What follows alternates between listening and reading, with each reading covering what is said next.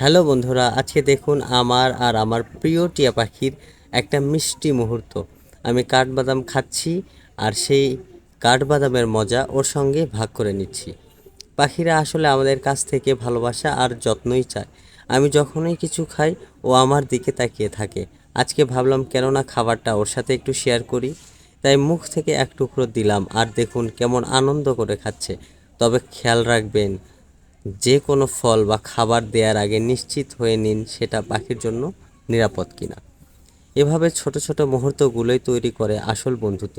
ও শুধু আমার পোষা পাখি নয়, ও আমার পরিবারের অংশ। আপনারাও যদি পাখি বা পোষা প্রাণী রাখেন, তাদের সাথে সময় কাটান, তাদের ভালোবাসা দিন।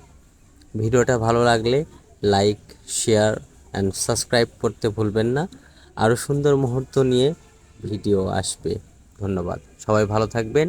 আসসালামু আলাইকুম।